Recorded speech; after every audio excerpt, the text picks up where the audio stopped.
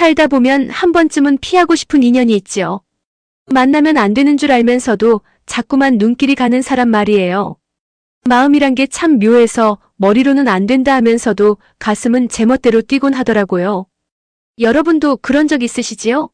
만나면 탈이 날 줄 알면서도 그 사람 앞에만 서면 왜 그리 말이 꼬이고 손이 떨리던지요. 인연이란 피하려 해도 결국 만나게 되는 거랍니다. 그날 밤이었지요. 달빛이 유난히 밝던 보름날 도월대군 2열은 숨을 헐떡이며 어둠 속을 달리고 있었답니다. 그의 눈빛은 사냥감을 쫓는 매처럼 날카로웠지요. 검은 두건을 쓴 도적의 뒷모습이 담장 위로 아슬아슬하게 사라지는 순간 대군은 있는 힘껏 소리쳤지요. 멈춰라 길동. 너 꼭 잡고 만다. 그 목소리에 실린 건 분노만이 아니었답니다. 묘한 설렘 같은 것도 섞여 있더라고요. 본인도 모르는 사이에 말이지요. 도적은 돌아보지 않았지요. 다만 휘날리는 옷자락 사이로 은빛 비녀가 달빛에 반짝였답니다. 여인의 것이었지요. 그러나 대군은 알아채지 못했어요. 아니, 알아챌 수 없었지요. 이 나라의 천하제일 도적이 여인이라고는 누구도 상상조차 못했으니까요. 담장 아래로 훌쩍 뛰어내린 그 순간 도적의 두건이 스르르 벗겨졌답니다. 달빛 아래 드러난 얼굴은 그토록 아리따운 여인의 얼굴이었지요. 홍은조 아니 홍길동이었답니다. 은조는 가쁜 숨을 몰아쉬며 중얼거렸지요. 부디 오늘의 미친 짓과 그리고 지금부터 불릴 오지랖을 용서해주세요. 그녀의 입가에 희미한 미소가 번졌답니다. 위험천만한 상황인데도 왜인지 모르게 가슴이 두근거리더라고요. 하오나 이 이야기가 어찌 일이 되었는지 처음부터 천천히 들려드릴게요. 시작 전에 구독과 좋아요 부탁드립니다. 이야기는 며칠 전으로 거슬러 올라가지요. 비가 쏟아지던 그날 은조는 난생 처음 비단 옷을 입었답니다. 아버지 홍민직 대감께서 손수 건네주신 옷이었지요. 곧 혼례를 올릴 테니 평의 집에는 이 옷을 입고 가거라 하시면서요. 혼례라니요. 은조는 그 말이 참 낯설었답니다. 평생 여인으로 살 생각을 해본 적이 없었거든요. 아버지와 어머니를 모시며 이 집에서 늙어가는 것이 당연한 줄만 알았지요. 그런데 아버지는 말씀하셨지요. 어느 아비어미가 제 여식이 홀로 늙길 바라겠느냐. 너도 이제 고운 여인으로 살아야지. 은조는 대답을 못했답니다. 목이 메어서요. 아버지의 눈가에 어린 눈물을 보았기 때문이지요. 평생 얼려라는 신분 때문에 제대로 된 대접 한 번 못 받고 살아온 딸이 안쓰러우셨던 거예요. 사람 마음이란 숨길수록 더 깊어지는 법이지요. 은조의 어머니 춘섬은 병석에 누워 계셨답니다. 기침이 잦아지고 얼굴은 날로 핏기를 잃어가고 있었지요. 은조는 해민서에서 배운 의술로 어머니를 돌보았지만 약값이 만만치 않았답니다. 가세가 기울어 노비손 하나가 귀한 형편이었지요. 그래서 은조는 밤마다 도적이 되었답니다. 탐과 놀이의 곡간을 털어 백성들에게 나누어주고 그중 일부로 어머니의 약값을 마련했지요. 허니 도적질이 가장 쉬웠어요. 은조는 혼잣말처럼 중얼거리곤 했답니다. 여인이 도적이라고는 아무도 상상 못하니까 번번이 용의자에서 탈락했거든요. 동해 번쩍 서해 번쩍 구름 사이를 날아다니는 홍길동의 정체가 아리따운 여인이라니 누가 믿겠어요. 그러던 어느 날이었지요. 은조는 비단옷을 입고 평의 집으로 가던 길에 갑자기 쏟아지는 소나기를 만났답니다. 처마 밑으로 뛰어들어갔는데 거기에 한 사내가 서 있더라고요. 비를 피해 서 있던 그 사내는 참 이상한 사람이었지요. 세상에 비를 한 번도 맞아본 적이 없다느니 찬물이 몸에 닿는 것이 처음이라느니 도무지 믿기 어려운 말만 늘어놓았답니다. 태어나서 비라는 것을 맞아본 적이 없다. 안 믿겠지만 진짜다. 은조는 속으로 생각했지요. 저 사람 정말 미친 사람인가? 아니면 너무 높은 곳에서 살아서 세상 물정을 모르는 건가? 그런데 이상하게도 그 사내의 눈빛이 자꾸 마음에 걸리더라고요. 오만하고 거만한 듯 하면서도 어딘가 외로워 보였거든요. 마치 높은 담장 안에 갇혀서 바깥 세상을 동경하는 새 같았지요. 사내는 갑자기 자신의 겉옷을 벗어 은조에게 씌워주었답니다. 한 벌뿐인 비단옷이라며? 하늘이 내려준 것도 없는데 비까지 내려서 쓰겠느냐? 은조는 깜짝 놀랐지요. 이렇게까지 할 것 없다고 당황스러워하며 말했답니다. 그런데 사내는 아무렇지도 않은 듯 말했어요. 당연히 이럴 것까지 없지. 그러면서도 옷을 거두어 가지는 않더라고요. 참 이상한 사람이지요? 은조는 그제야 알아챘답니다. 이 사내가 그냥 양반이 아니라 아주 높은 신분의 사람이라는 것을요. 옷감에 지리며 말투며 몸에서 풍기는 향기까지 모든 것이 범상치 않았거든요. 어린 시절 아버지 등에 업혀 장에 가던 기억이 났지요. 그때 멀리서 지나가던 임금님 행차를 구경했었는데 그 화려한 행렬 속 사람들에게서 나던 향기가 바로 이런 향기였답니다. 비 오는 날에도 몸에서 좋은 향이 나는 사람들, 그런 세상이 있다는 걸 그때 처음 알았지요. 은조는 조심스럽게 물었답니다. 대체 뭐 하시는 분이시오? 사내는 빙긋 웃으며 대답했지요. 주로 논다. 내 귀한 업무지. 은조는 기가 막혔답니다. 정말 미친 사람이구나 싶었지요. 그런데 왜일까요? 그 웃음이 자꾸 눈에 밟히더라고요. 한편 포청에서는 큰 소동이 벌어지고 있었답니다. 도월대군 이열이 직접 수사에 나섰기 때문이지요. 쌀 1만 석을 훔친 데도 홍길동을 잡기 위해서였답니다. 대군은 날카로운 눈빛으로 증거들을 살폈지요. 길동이 남긴 그림들, 도적질 현장의 흔적들, 그리고 풍문을 퍼뜨리는 자들의 움직임까지요. 길동은 제 도적질을 사방에 떠들고 싶은 것이다. 그런 놈에게 의적이니 대도니 하는 풍문까지 돌고 있으니 아주 어깨가 으쓱해 있겠다. 대군의 추리는 날카로웠답니다. 도적은 관심을 원하는 자, 자신의 존재감을 드러내고 싶어하는 자라는 것을요. 그래서 풍문을 나르는 자들을 잡아들이면 그 안에 범인이 있을 거라고 확신했지요. 그런데 아무도 몰랐답니다. 그 천하제일 도적이 바로 며칠 전비를 함께 피했던 아리따운 여인이라는 것을요. 사람은 누구나 숨기고 싶은 아픔 하나쯤 있는 법이지요. 은조에게 도적질은 아픔이자 사명이었답니다.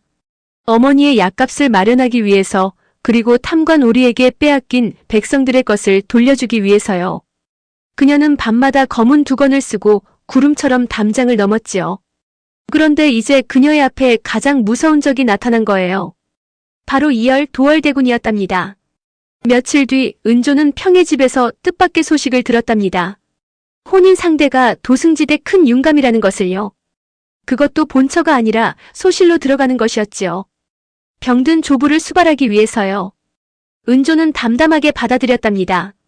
이 조선에서 혼인은 거래였으니까요. 저 높은 왕부터 자신 같은 얼려까지 누구나 혼인으로 무언가를 얻고자 했지요. 그런데 정작 혼인 상대를 만났을 때 은조의 얼굴이 굳어졌답니다. 또 한 번 그런 얼굴을 했다간 지금 살고 있는 그 집에서 내 식구들을 전부 쫓아낼 것이다. 임승재라는 그 사내는 차갑게 말했지요. 그의 눈빛에는 온기라고는 찾아볼 수 없었답니다. 은조는 속으로 다짐했지요. 냉정해지자. 어차피 이 혼례는 치러야 하니까. 그래야 어머니와 아버지를 지킬 수 있으니까.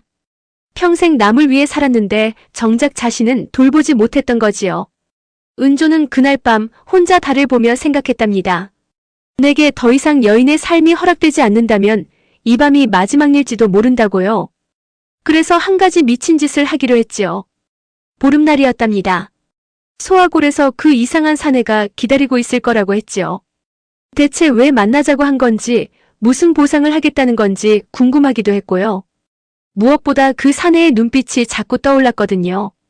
은조는 자신도 모르게 소화골로 발걸음을 옮겼답니다.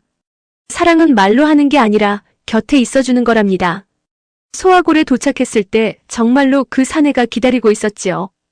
해가 지고 어둠이 내려앉도록 꼼짝 않고 서 있었답니다. 설마 여태 기다린 거야? 은조는 깜짝 놀라 물었지요. 사내는 아무렇지도 않은 듯 대답했답니다. 내가 충분치 않다.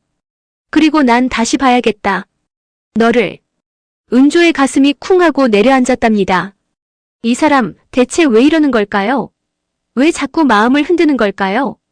그런데 바로 그 순간 은조는 소스라치게 놀랐답니다. 사내의 뒤에 서 있는 호위 무사를 보았기 때문이지요. 그리고 그 무사가 부르는 호칭을요. 마마 여기 계셨습니까? 마마라고요? 이 사람이 대군이었단 말이에요? 그것도 홍길동을 잡으려고 혈안이 된 그 도월대군 이열. 은조의 머릿속이 하얘졌답니다. 지금까지 자신이 상대한 사람이 누구인지 그제야 깨달은 거지요. 후회는 늦었을 때 찾아오는 법이지요. 은조는 황급히 그 자리를 떠났답니다. 심장이 터질 것 같았지요. 왜 하필 그 사람이, 왜 하필 대군인 거냐고요? 왜 하필 자신을 잡으려는 사람인 거냐고요? 그런데 운명은 참 잔인하지요. 바로 그날 밤 은조는 도적질을 해야 했답니다. 대사관대 곳간에 탐관 오리들이 횡령한 세금이 숨겨져 있다는 정보를 입수했거든요. 어머니의 약값도 떨어져 가고 있었고요. 은조는 검은 두건을 쓰고 밤의 어둠 속으로 녹아들었답니다. 한편 대군 이열은 복잡한 심경으로 궁으로 돌아왔답니다. 그 여인이 오지 않았기 때문이지요. 해가 지도록 기다렸는데 결국 모습을 드러내지 않았어요. 아니, 잠깐 왔다가 황급히 떠난 것 같기도 하고요. 이열은 자신의 마음을 이해할 수 없었답니다. 고작 한두 번 만난 여인인데 왜 이렇게 신경이 쓰이는 걸까요? 그녀의 당찬 눈빛, 거침없는 말투, 그리고 비를 맞으며 웃던 모습이 자꾸 떠올랐지요. 빗방울을 맞고 있으면 울적한 기분이 조금 씻겨 내려가는 거 아슈. 그녀가 했던 말이었지요. 이열은 난생 처음 비를 맞아보았답니다. 그녀 덕분에요. 차가운 빗물이 얼굴에 닿는 느낌, 그것이 의외로 상쾌하더라고요. 마치 마음속의 먼지가 씻겨 내려가는 것 같았지요. 그런데 아버지인 왕께서 부르셨답니다. 혼례 이야기였지요. 대사관의 여식과 혼례하거라. 그 가문이 너에게 힘이 될 것이다. 이열은 고개를 숙였답니다. 왕의 명인이 어길 수 없었지요. 하지만 속으로는 다른 생각을 하고 있었어요. 대신 사주 단자는 제가 받아와야겠습니다. 성품은 어떤지, 기계는 있는지, 무엇보다 고운지 봐야죠. 이열의 입가에 희미한 미소가 번졌답니다. 사실 그에게 혼례란 쥐구멍 같은 것이었지요. 숨을 곳이요, 눈에 띄지 않기 위한 방패였어요. 형님이라 부르지 말라 일렀다. 어린 시절 형인 왕 이규가 했던 말이 떠올랐지요. 너와 내가 적이라는 뜻이다라고요. 쫓겨난 패비가 자신의 친모라는 것, 그래서 언제든 목숨이 위태로울 수 있다는 것을 그때 처음 알았답니다. 나는 못했지만 너는 남은 내 어미를 지켜야지. 형의 그 말이 이열의 가슴에 깊이 박혀 있었지요. 그래서 그는 일부러 한량처럼 놀았답니다. 바보처럼 굴고 철없는 대군 노릇을 했지요. 눈에 띄지 않기 위해서요. 살아남기 위해서요. 세상에 늦은 사랑은 없답니다. 다만 깊어진 사랑이 있을 뿐이지요. 그런데 홍길동이라는 도적을 쫓기 시작하면서 이열의 삶에 변화가 생겼답니다. 처음으로 열정을 가지고 무언가에 몰두하게 된 거지요. 그리고 그 과정에서 뜻밖의 여인을 만났고요. 그날 밤 대사관 댁에서 소동이 벌어졌답니다. 도적 홍길동이 나타났다는 신고가 들어온 거지요. 이열은 즉시 달려갔답니다. 이번에야말로 길동을 잡겠다는 일념으로요. 곳간 쪽에서 검은 그림자가 담장을 넘는 것이 보였지요.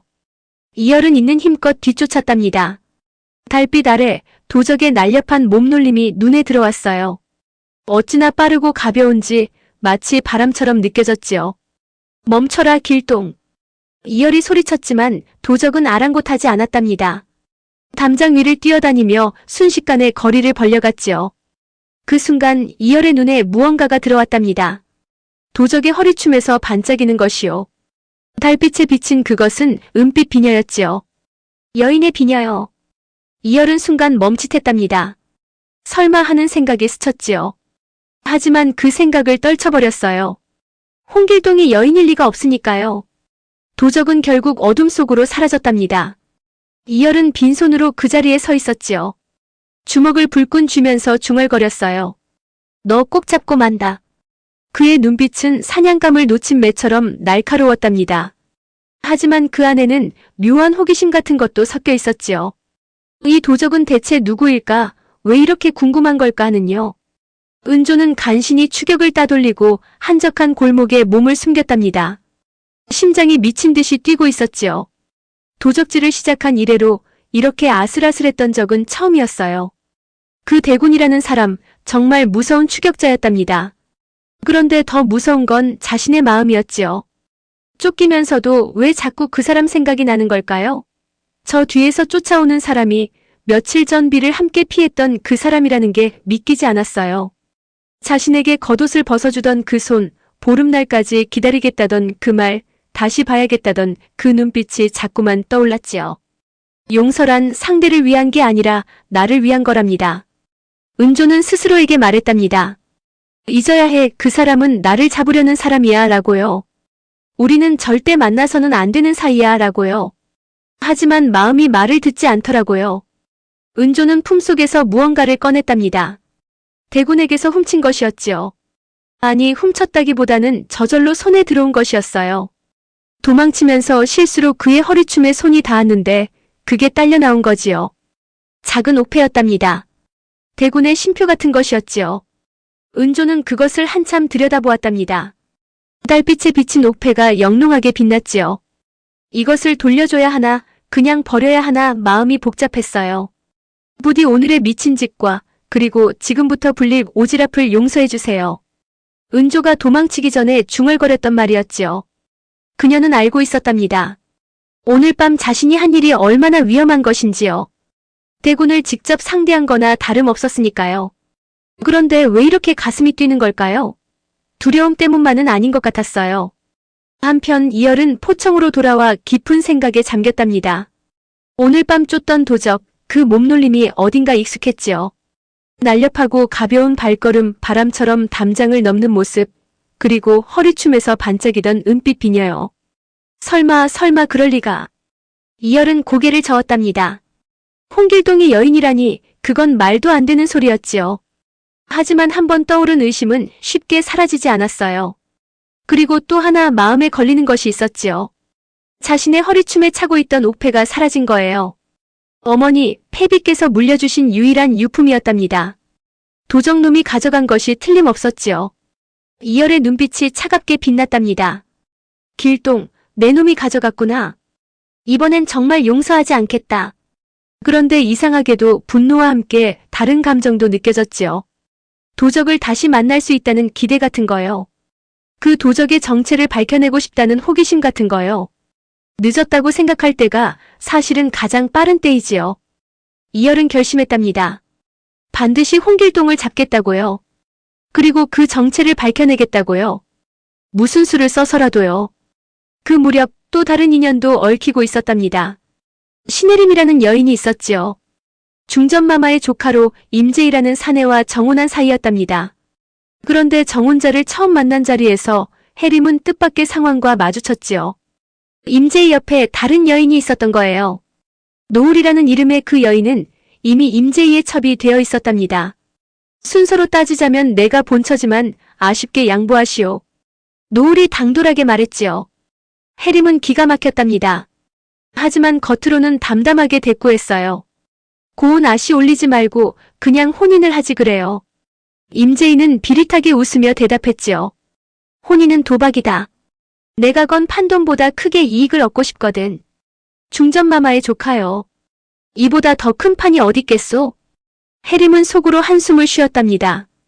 이 남자도 결국 다른 양반 도련님들과 다를 바 없구나 싶었지요. 사랑이 아니라 거래를 원하는 사람이었어요. 살다 보면 후회도 추억이 되더라고요. 혜림은 하늘을 올려다보며 생각했답니다. 자신의 혼인도 결국 거래가 되겠구나 싶었지요. 하지만 어쩔 수 없는 일이었어요. 이 조선에서 여인에게 선택권이란 많지 않았으니까요. 그렇게 운명의 수레바퀴는 돌아가기 시작했답니다. 도적 홍길동을 쫓는 대군 이열, 그리고 그 길동의 정체가 바로 자신이 마음에 품은 여인이라는 것을 모르는 채로요. 은조 역시 자신이 피해야 할 사람이 자꾸만 마음에 남는다는 것을 부정하면서요. 둘은 쫓고 쫓기는 사이였지요. 적이 되어야 할 운명이었어요. 하지만 인연의 끈은 그렇게 쉽게 끊어지는 것이 아니랍니다. 진심은 말하지 않아도 눈빛으로 전해지는 거랍니다. 은조는 그날 밤 훔쳐온 옥패를 달빛에 비추어 보았답니다. 대군의 것이었지요. 어머니에게서 물려받은 것 같다는 느낌이 들었어요. 귀하게 간직해온 흔적이 역력했거든요. 돌려줘야 할까요? 아니면 이것을 미끼 삼아 다시 만날까요? 은조는 자신의 마음을 알 수 없었답니다. 만나면 안 되는 사람인데 왜 자꾸 만나고 싶은 걸까요? 한편 이열도 같은 달을 보고 있었지요. 옥패를 잃어버린 것이 안타까웠지만 이상하게도 기분이 나쁘지만은 않았어요. 그 도적과 다시 만날 수 있다는 생각이 들었거든요. 너 꼭 잡고 만다. 이열은 중얼거렸답니다. 하지만 그 말에는 위협보다 기대가 더 많이 담겨 있었지요. 오늘 이야기는 여기까지랍니다. 도월대군 이열과 도적 홍길동, 아니 홍은조의 운명적인 만남이 이제 막 시작되었지요. 서로가 서로의 정체를 모른 채 쫓고 쫓기면서도 마음이 끌리는 두 사람이에요. 앞으로 이 둘의 이야기가 어떻게 펼쳐질지 정말 궁금하지 않으세요? 이제는 당신 차례랍니다. 받기만 해도 괜찮아요. 오늘 하루도 수고 많으셨지요. 당신의 하루가 조금이나마 따뜻해지셨으면 좋겠어요. 힘든 날엔 이 이야기가 작은 위로가 되었으면 해요. 혹시 여러분도 피하고 싶었는데 결국 마음이 간 인연이 있으셨나요? 만나면 안 되는 줄 알면서도 자꾸 생각났던 사람이요. 그런 경험이 있으시다면 댓글로 나눠주세요. 주인공들에게 해주고 싶은 말이 있으셔도 좋고요. 다음 이야기에서는 대군과 은조가 더 가까워지는 모습을 보여드릴게요. 서로의 정체는 모른 채 말이지요. 과연 이 위험한 인연이 어떻게 될지 기대해주세요. 인생은 나이가 아니라 나를 알아가는 순간부터 시작이랍니다. 재밌게 들으셨다면 구독과 좋아요 꼭 눌러주시고 주인공들에게 힘찬 응원의 댓글도 많이 남겨주세요.